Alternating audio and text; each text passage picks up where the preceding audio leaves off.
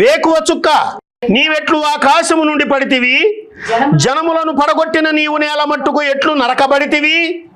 నేను ఆకాశమునకు ఎక్కిపోయేదను, దేవుని నక్షత్రములకు పైగా నా సింహాసనం హెచ్చింతును.